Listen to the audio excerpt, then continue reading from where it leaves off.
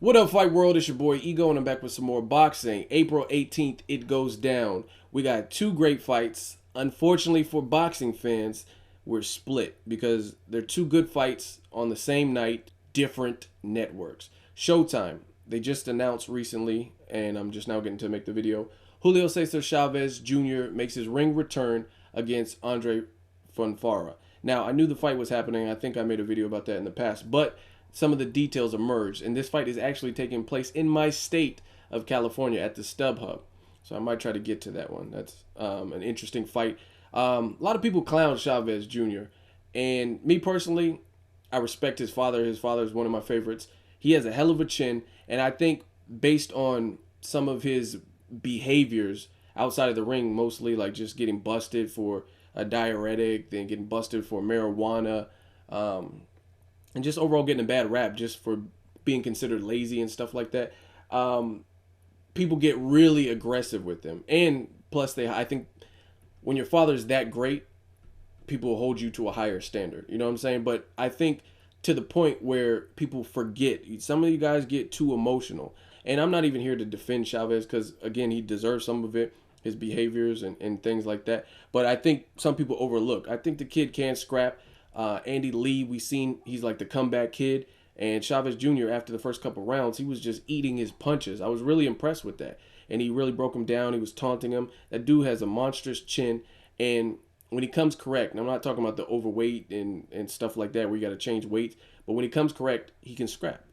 You know what I'm saying? I'm not saying he's the best ever, or I'm not saying he beats Triple G or anything, but again, I think he has an immense amount of hatred. Anyway, I think it's funny, ever since Chavez Jr. got busted for marijuana in the Sergio Martinez fight, I always see him in pictures and he always looks high. I seen a picture where he had like In-N-Out burger and he just looked high. And I'm not trying to badmouth him or like, you know what I mean, spread rumors or anything like that. But his facial expressions or something, it always reminds me of somebody. I live in California, man. Like, I don't personally smoke, but a lot of my friends, it's California. The weed is in abundance here.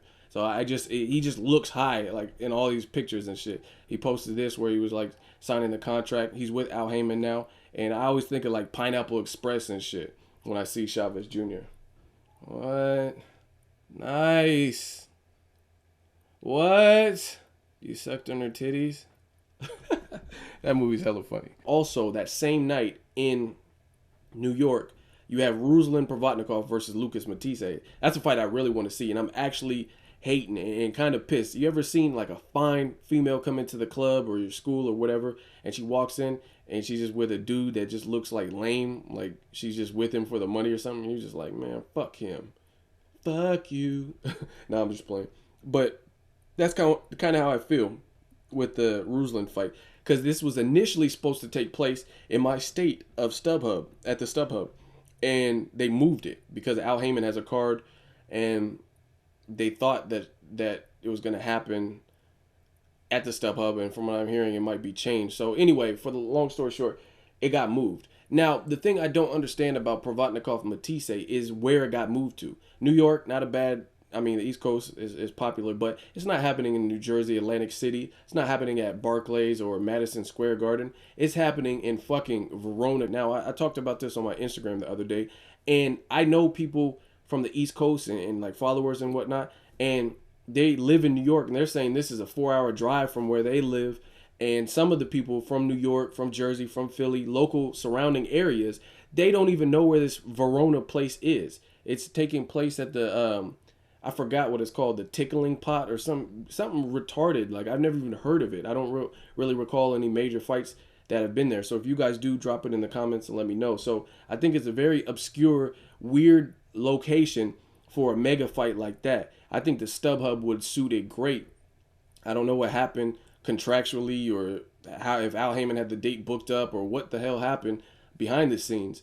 All I do know is it seems that the location is not necessarily the best location to host a bloodbath, an actual potential fight of the year. I don't have to see it. I don't have to see it all access or 24/7 to know what type of fight I'm in for. I think that's a hell of a fight. Heads will roll. Someone will probably get knocked out. At the very least, someone's getting hurt. And you got two guys that can come forward, two guys that can crack great fight. So let me know what you guys are watching, what you're more excited for, Chavez Jr.'s return, or are you just tuning in for Matthysse Provodnikov. I think they're actually both good fights. Some people will probably sleep on the Chavez Jr. fight because you have a potential fight of the year candidate. I definitely might try to get to one of those because they're good fights.